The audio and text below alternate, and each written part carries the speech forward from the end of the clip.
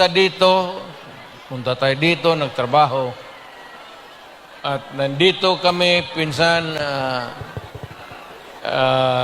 napasyal ako, kasama ko ang anak ko. Saan ba si...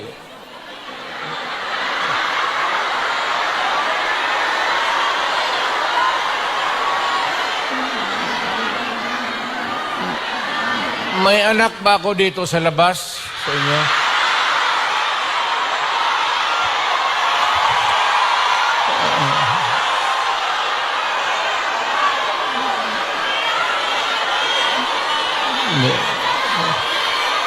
Sobra naman yung 5.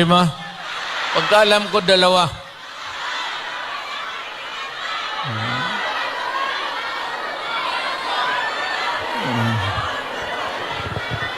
Saan ba pamilya ko?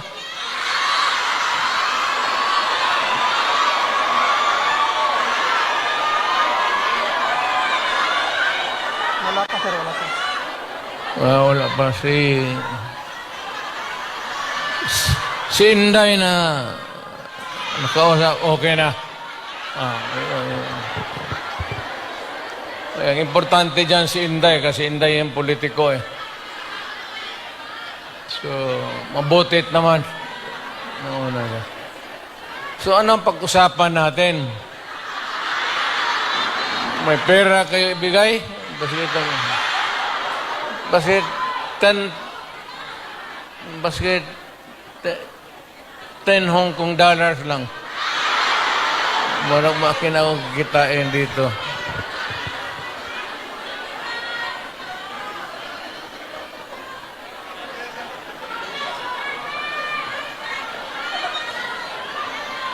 Sunod punta ko dito, magministro na ako. Kasi pagtapos ng usapan natin, give, kaya lahat. Well, ang problema natin sa Pilipinas ngayon, hindi na kasing bigat noon. You know, you'll have to be patient with government.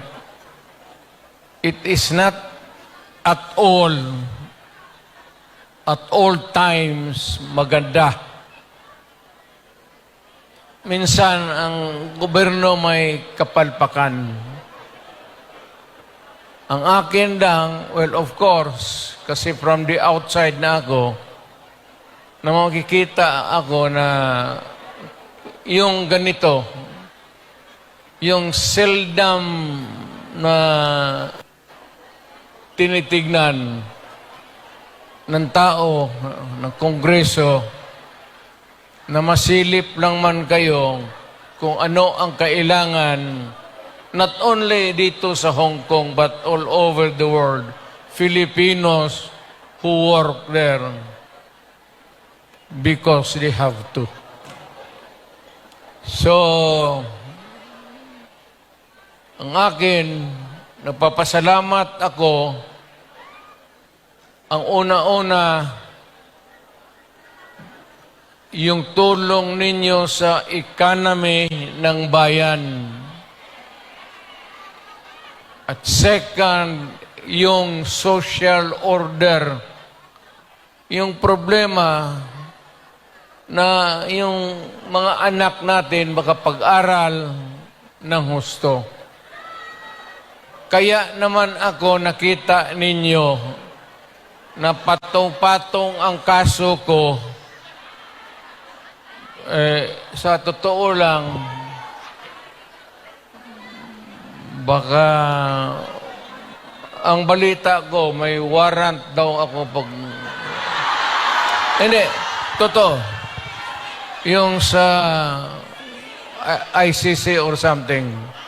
Matagal na akong hinahabol ng mga putang ina.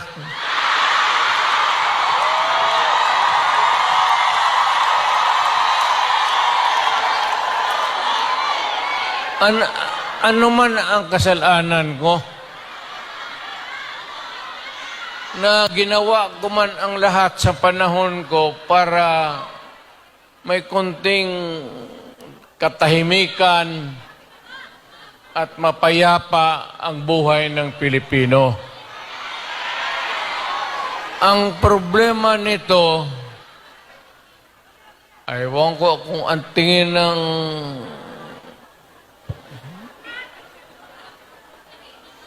ako'y raw yung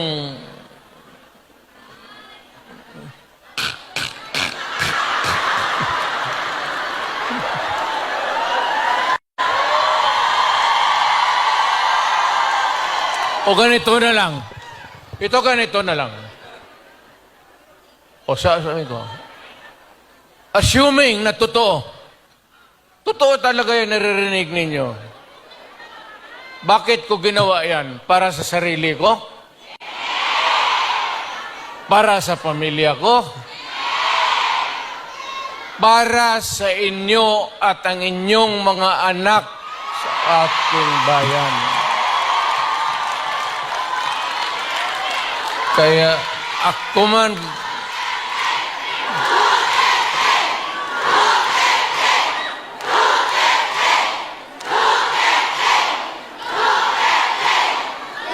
ang higiin ko na lang sa inyo, total, kung ganito man talaga ang swerte ko sa buhay, okay lang, tatanggapin ko yan. Wala tayong magawa hulihin tayo kung ikulong tayo. Kaya lang, meantime, mag-contribute kayo, baski $5, $10, para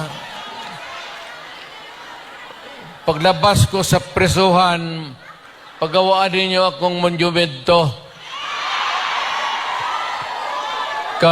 katabi ni Rizal. Si Rizal may hawak na libro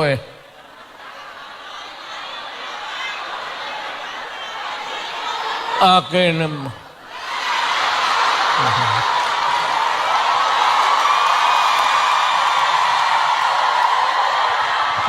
Kaya bakit? Tumahimik ba ang bayan natin kung Pilipinos, hold up dito, hold up. Wala nang ginawa ko ini. Tayo mga ayaw ng gulo, napipilitan tayo to confront evil because nandyan sa harap natin. Sino ba naman gustong pumatay? Putang inang yan.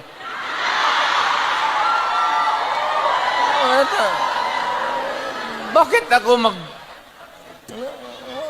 why would I waste my time? Binila, pumapatayan si Duterte, lumalabas ng gabi, ganon. Anso, sino ba naman gusto maging security guard? Na ang kinuha ko, law.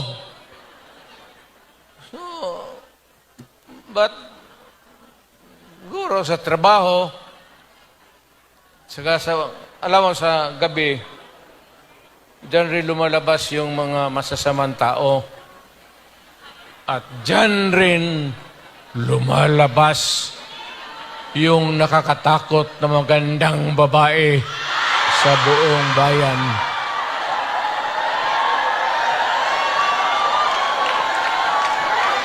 Sino man nakita ninyo maganda sa araw? Nakita?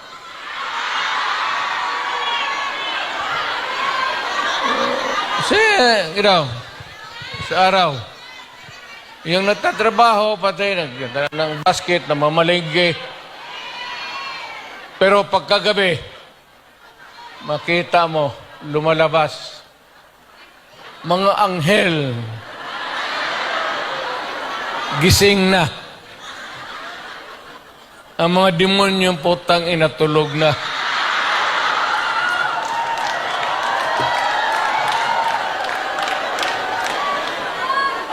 Hindi. Ano na tayo? Seriously now. No, our country is not yet that well off. I'm very sorry na nakikita tayo dito at kayong napunta dito sa loob kasi sa labas, mga Pilipino rin naghihintay doon. So, sino may-ari itong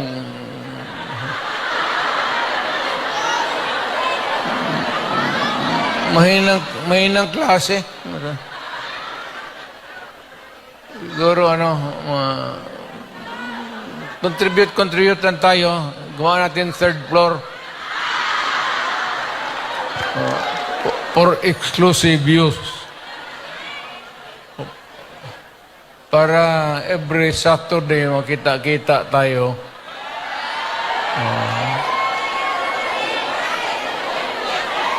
Ano na. Maraming mag-uwi dyan, buntis na. Yung mga dalaga.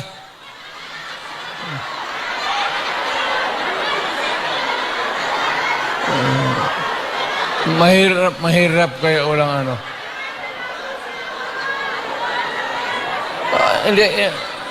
Hindi ako mag-survive ng buhay na walang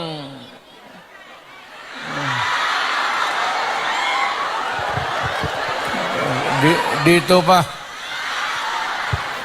Nandiyan ba asawa ko?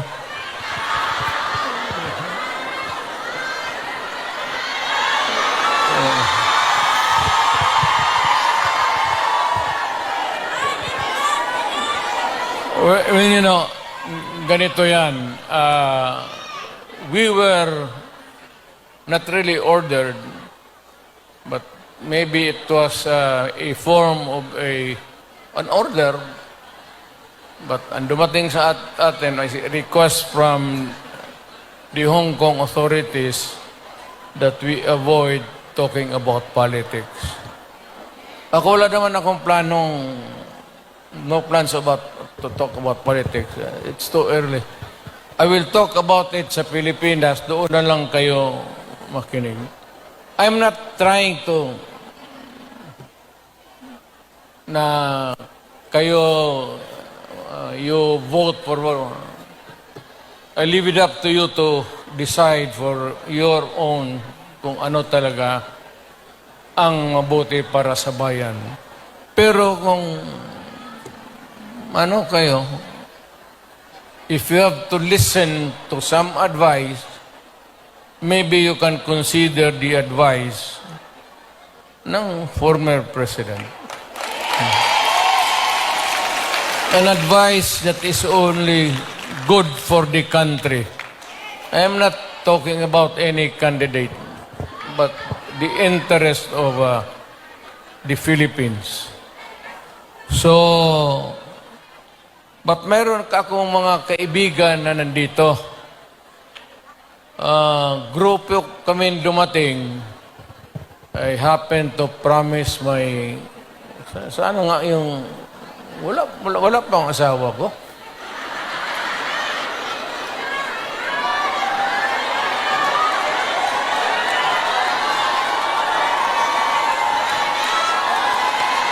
Wala na.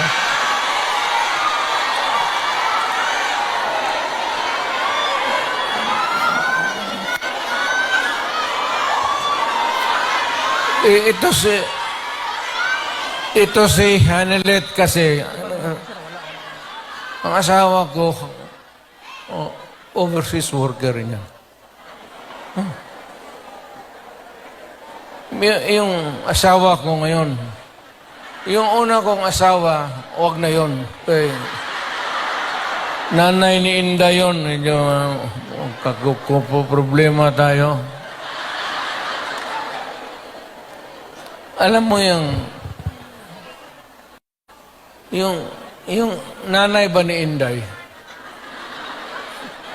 Tisayan. Tapos, nakita ko yan sa aeroplano, stewardess eh. So, hinanap ko kung saan yung bahay. Doon sa Monteverde, doon sa Davao, pasok ako sa mga bahay-bahay doon, nakita ko ang gaga. Nagalaba. Sabi ko, maganda ito ah. Tapos sa hagdanan ako sa kabilang, sabi ko, Miss, labandera ka?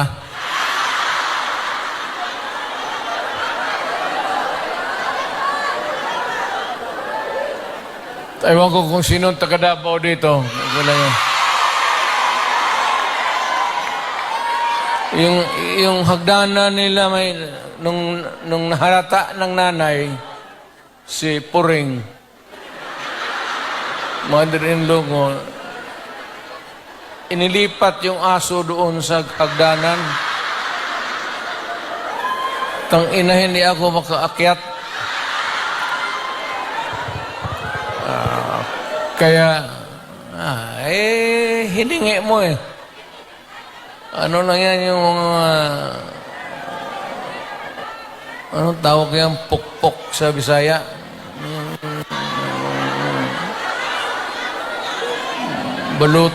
Balutin mo ng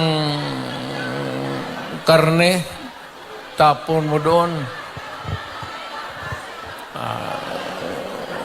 2 araw, ang aso nila, 2 aso na ako na.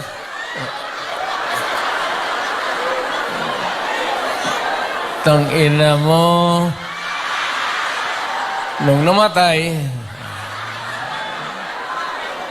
kasi yung nanay ni Elizabeth may puesto sa bangkiruhan. Mga damit. Kaya, yun. Ito naman si Elizabeth.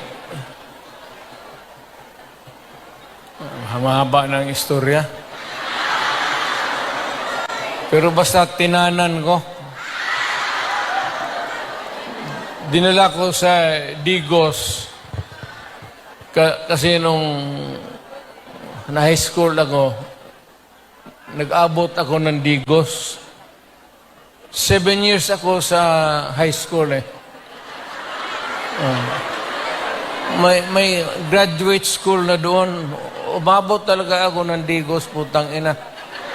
Doon na ako nag-graduate. Sa bagay, sa totoo lang ha, hindi ako nanggayabang. Nothing to be proud of. Nothing to... Alam ba ninyo, ang presidente ninyo, 7 years high school. Oh, taga Davao, alam, alam.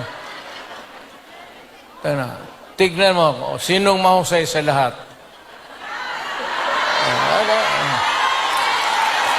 Kasi nag-aral ako ng matagal sa high school talaga.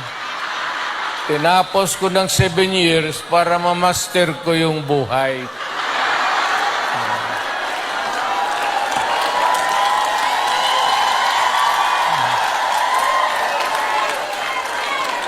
Ngayon, noon nagpunta ako dito, punta kami ng pamilya, wala man kaming kilala.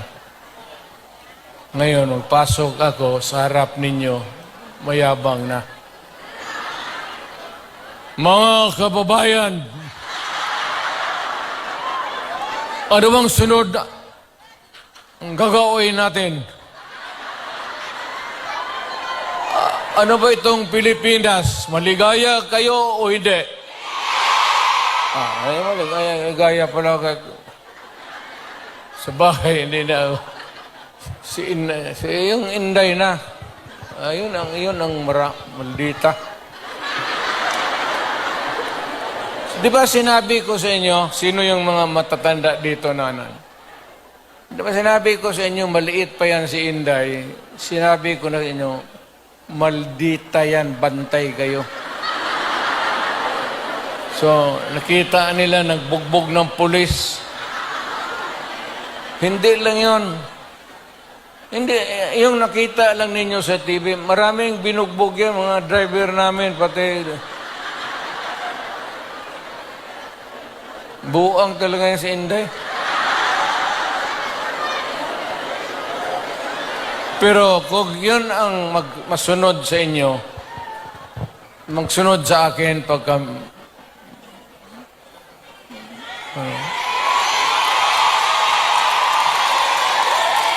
maswerte kayo kung yan ang magsunod sa akin. Kasi malapit na tayo talaga sa gira. Mamili kayo ng kalaban. Hindi, mano yan si Inday. Bright, smart, pero mainit ang ulo.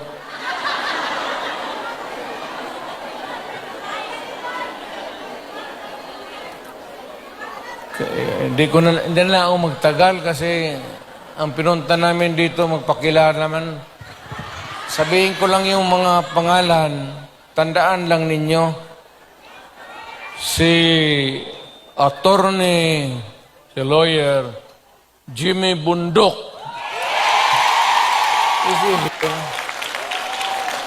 Ayan, nandito pala eh. Then we have General Philippine Constabulary ito. PPC. General Ronald Bato de la Rosa. Hinuli ng pulis. Pulis yun, uli nila. Tapos ang sunod, patron ito. Patron ito.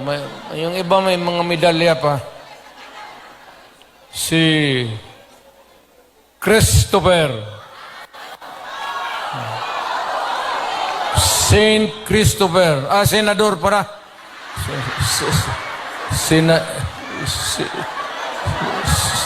Senador Christopher. Lawrence Bongo.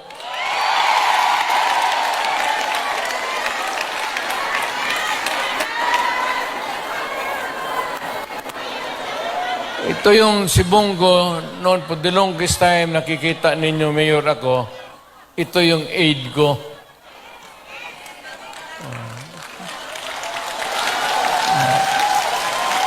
My first aide was a military man. Si Lieutenant, si Jimboy. Kabarkada niya, namatay. Tapos sabi niya, kung wala pa akong kapalit, many years ago, nag-volunteer siya. Sabi ko, sige. Pero mahusay, Senator Bongo. Pero walang ito bright ito. Bright talaga ito. Chinese eh. Ang check, magkwenta ito sa yung mga finances namin, gano'n. Hindi na magamit ng calculator. Dito lang. Putang ako nga, 1 plus 1, 3 na.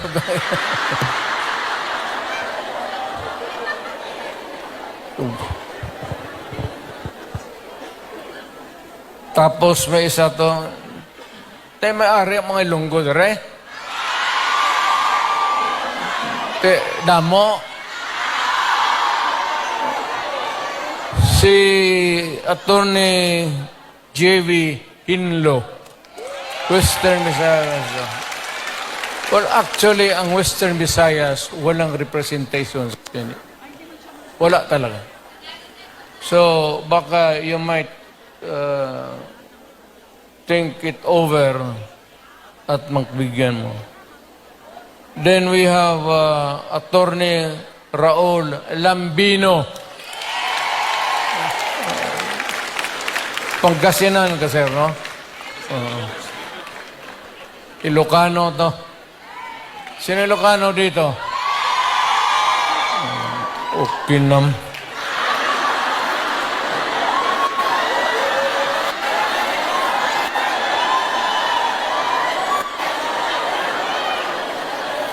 Ang sunod si Rodante Marcoleta. Is a very decent man.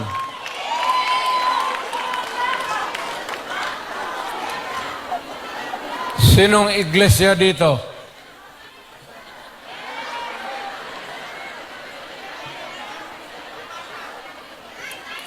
Kandidato natin yan, ha?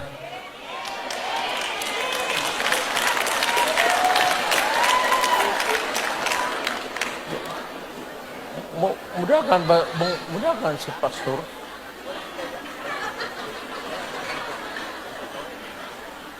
Kibuloy, mudakan? Si Pastor Kibuloy Mayor na siya study dito. So kung hindi mo siya include sa ating sunod nga study dito. Puro mudakan siya. Si Pastor Kibuloy.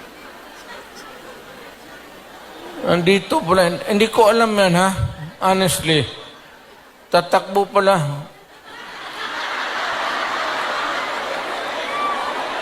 Baka naglakad ito kasi hanggang ngayon wala pa. Di ba siya yung kaharap ninyo palagi? Pastor Apollo Kibuloy.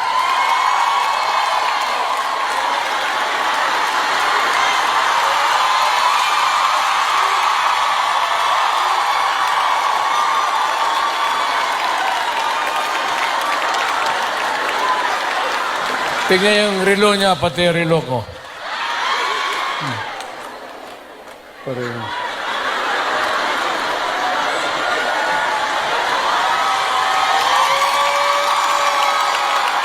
At least si Pastor, pag humawak siya sa dibdib niya, kaharap kayo, yung pag-ibig niya yan para sa lahat. Kami naman, kung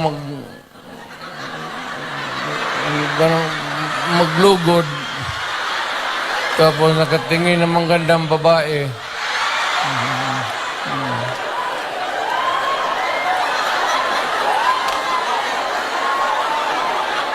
gano'n nga. Pero yung mga gano'n na I am proud to meet you, mga gano'n na style. Pero yung mga gano'n, tapos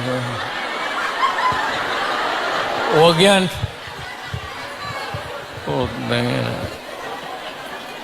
Ang sunod si Attorney Vic Rodriguez. Ito, mahusay ito. Mahusay talaga ito. Galing ito ng Malacanang. Sana ito maging chief of staff, pero ayawan ko. I will not elaborate. Ayaw kong magsira ng tao. Pero ito, umalis ng Malacanang because it was a matter of principle for him. So, maintindihan na ninyo. Talagang prinsipyo na tao. So, itong isa,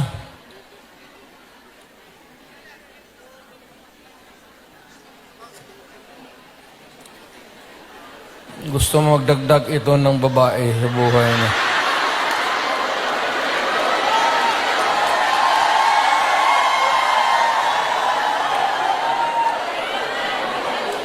Itong magdagdag ito ng mga 3 pa, kulang ang sweldo nito. Si Epe sa yan.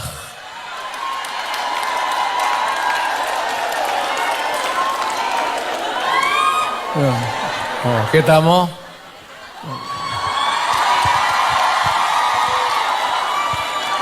Basta yung magganyan-ganyan.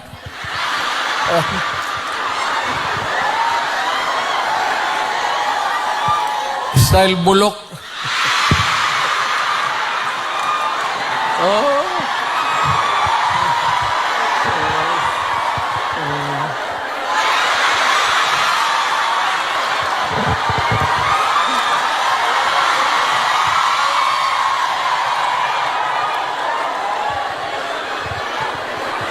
Totoo. Ang mali ako believe na kilala. Tapos ibig mag-handshake.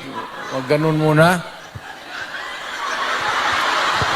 Hindi ka naman Diyos. Ginagawa ka lang ng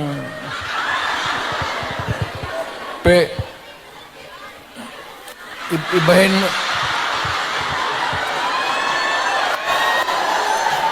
Ibahin mo na yung style mo. Bulok na yan.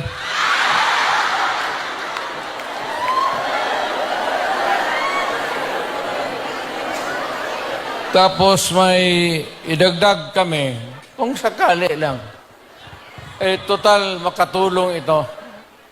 Ibig sabihin, kung sumubra kami sa numero 8, but taga Davao kasi ito. At hindi naman namin mapigilan kung tumakbo.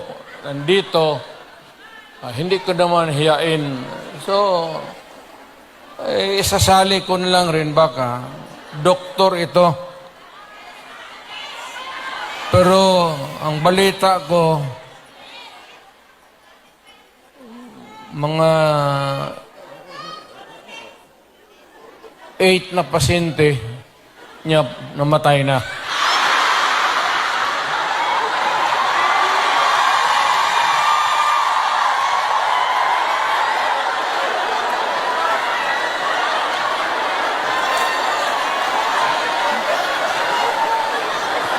Either mali yung medisina binigay niya o pinatay niya kasi ayaw magbayad. Dr. Mata.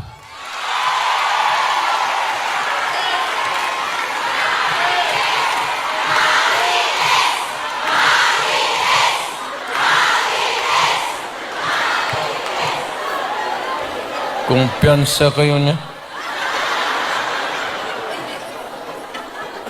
Sa totoo lang, sa lahat na mahiya lang ako sa lahat na binasa ko,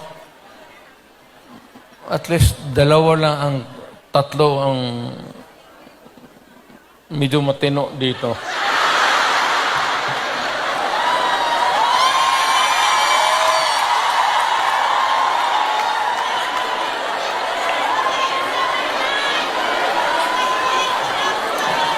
Ang hindi ko talaga masiguro itong si Bungo.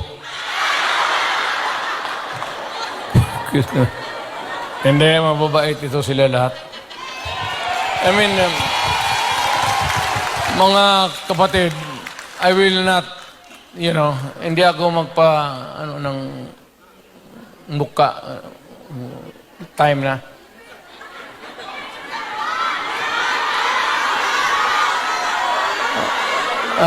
Ikaw yung manager dito? Ito yung mag-protocol, Mayor, na si Robin Padilla sa dito company. 20 minutes pa, 20 minutes pa, 20 minutes.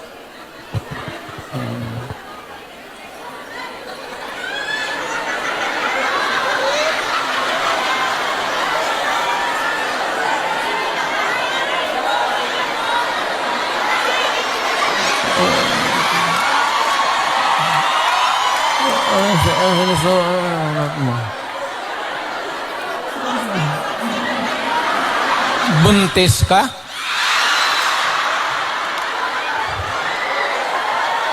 Imposible naman. Surat mo nga uli.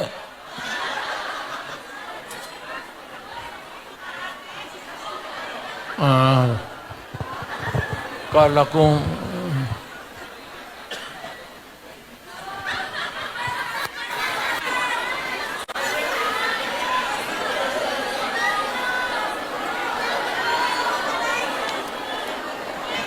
tayo talaga itong babae.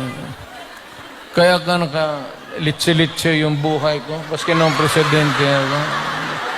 Dahil sa babae. Kasi maraming bisita dyan sa Malacanang noon. Tapos may makita ako babae na maganda. Unahin mo yon. Bakit magreklamo mo? Pinabuntisan ako ng gwardya mo sa... Tangina. Dito tayo sa party list. Si Harold Duterte. Alam mo, I have not, hindi ko na nakilala itong, nandito ba? Hindi ko talaga nakilala ito. Oo.